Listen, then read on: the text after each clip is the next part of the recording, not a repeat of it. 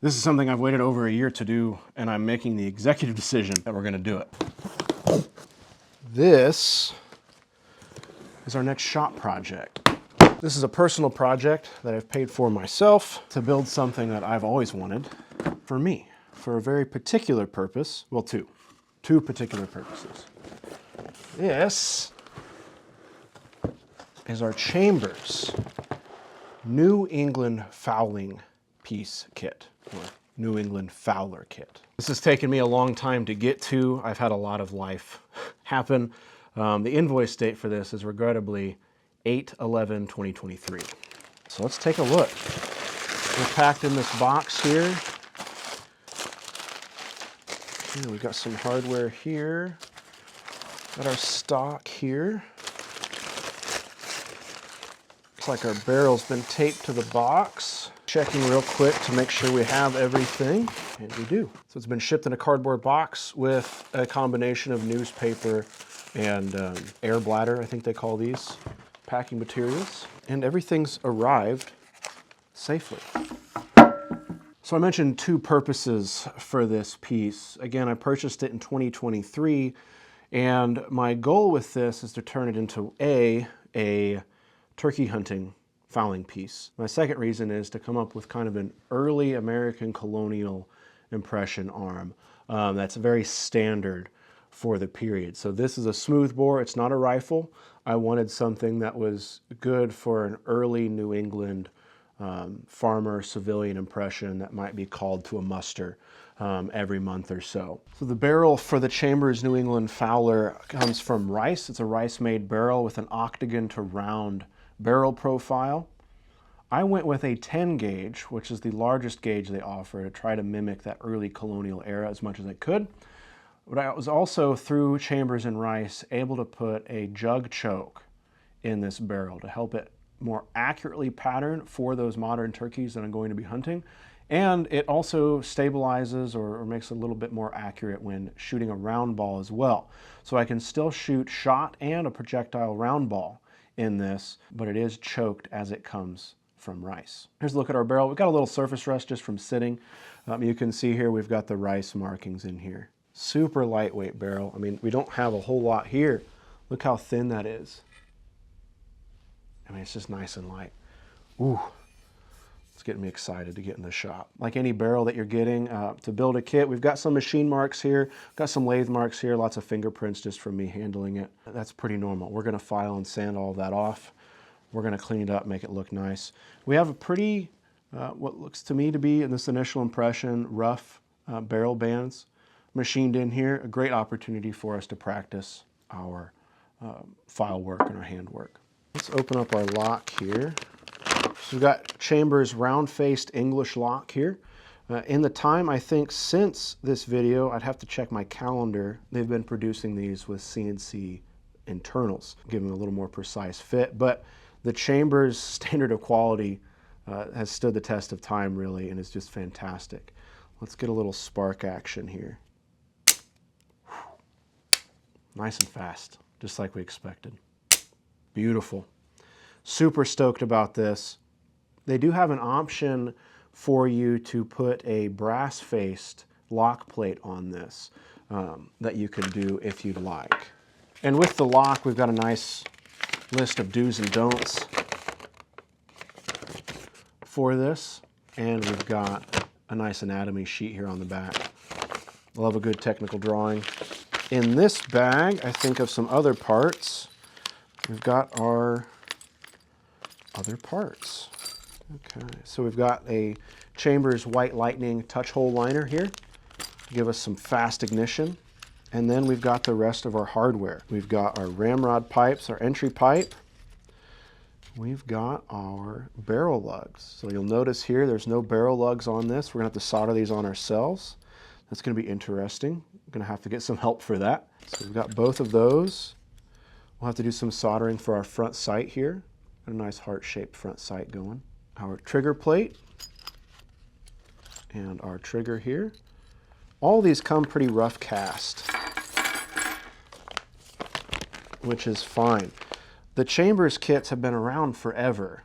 And they're serving now, I think, as an opportunity for kit builders like me who have enjoyed building some of the other kits out there to take on a little bit more of a challenge and take on a little more work. So this is definitely the most involved kit I've had to date. We've got our nice butt plate happening. Got a brass cast butt plate here. And that's that. That's kind of the smaller pieces. Let's look at, I think, these pipes, and this is a neat detail in my opinion. I think these pipes, yeah, they are, were sheet brass and have been formed up to make this ramrod pipe. You can see how they've been mated there. So other times we've seen cast ramrod pipes, we've seen machined ramrod pipes. I could be wrong, but I think these are rolled out of a sheet. Maybe even pressed, but they could be pressed. Neat. And it looks like we have kind of our manufacturer paperwork here. Some guidelines to read carefully. From Chambers, some resources for us to look into, some load data, and here are some assembly instructions. Cool. Got our trigger guard here, again brass cast with some lugs in there, and a section of walnut for any possible repairs we might need to do, some mistakes that I make, or just to experiment with any finish or staining that we might want to do. And cut this supportive piece off of here. I've attached that to help keep our fore end there together in shipping. A little 1x2. And here's a look at our stock. So these are done, to my understanding, on a duplicator. So we don't have the level of finish that we might see on other muzzleloader kits out there. But that gives us some new things to work on. And that's what I'm excited to do. Learn some new techniques, learn a little bit more, and start working my way towards building from a blank someday. So we've got our lock inlet here. Most of this work is done. I'm not going to say that we could drop that lock in there, but I think we could probably get pretty close. Okay, so you can see there that inlet's got a little bit of work that needs done, and that's okay. That's good for us. Up here at the top, we have a difference in our barrel tang. You can see here, and the tang that's carved into this stock, and that gives us some opportunity to both stylize the tang of our barrel based on some original examples that we'll be pulling from, as well as mating it to the stock. So yes, we could just try to match this barrel as it sits now to this angle here, but it wouldn't quite be right or what we were looking for. On the side here, we've got a simple inlet on the opposite side of our lock for our side plate. And we've got a chunk here of wood for us that we'll be removing. Our barrel channel's mostly worked out. You can see here we've got tool marks from the stock carving machine here. We'll bring those, take those out. It's going to be a work in progress, and I think this might take a little bit longer than some of our other kits. Down here on the fore end, it looks like we've got a little notch in there. Looks to me to be from a knot in the wood, which is okay by me. I like things that show some natural texture, show some natural, the natural aspects of it. We've got, you can see here, just a little, what looks to be an inclusion there in the ramrod channel as well. I like that stuff, not worried about that at all. Here's a look at our underside here where our trigger guard will go. As you can see, there's no inletting for the rest here. So we'll have to cut our slot in there. We've got a little bit of an indicator here for our trigger plate and the first lug of that trigger guard to give us a kind of an index, I think. And here's a look at our butt stock area where we've got our butt plate carved out here, or the inlet for it carved out. So we'll start matching this stuff up. And to my understanding, that's what the Chambers kits offer is, you know, this is, for many intents and purposes, a pre-carved stock. You might see that term online, where we've got most of the architecture laid out, or all of the architecture laid out, but it's not been refined at all. So there's work that we can do around all of this that's a little bit more than some of the other muzzleloader kits that are out there. And there's the full length of the ramrod channel. We've got our indications here for our ramrod pipes and our entry pipe to give us that basis as well. Some quick details about the Chambers New England Fowler kit. It's got a length of pull of 14 inches, a drop at the heel of 2 3/4 inches, a butt width of 2 1/8 inches, 1.5 inches of drop at the comb. The butt height is 5 1/8 inches. It's got a 1/4 inch of cast off and an overall length of 62 inches. Its weight with an 11 gauge barrel is at approximately 8 pounds. It says here that this Colonial Fowler, based on a build by Mark Silver, and it covers a date range of 1740 to 1780. Chambers' description of this kit is as follows.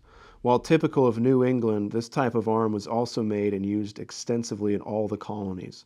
Loaded with shot or ball, they were used for hunting of all types of game from squirrel to turkey, waterfowl, deer, bear, and moose.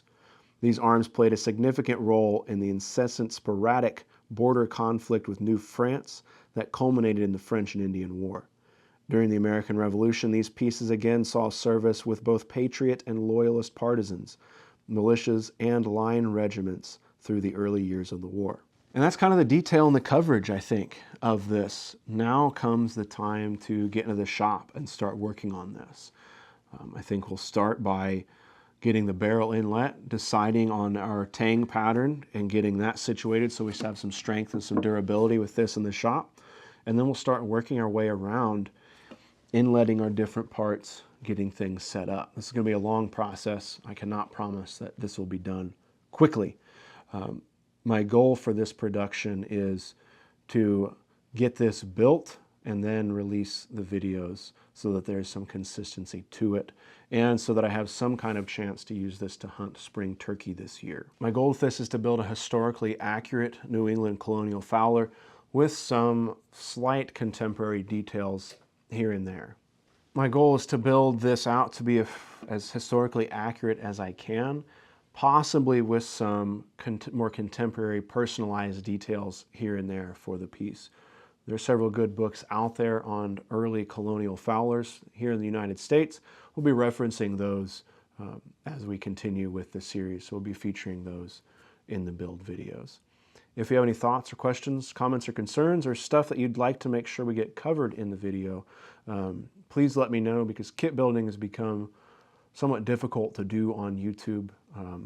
I think we have a formula that can work for us, but I'm going to do my best to figure out one way or another to show you some of this build process.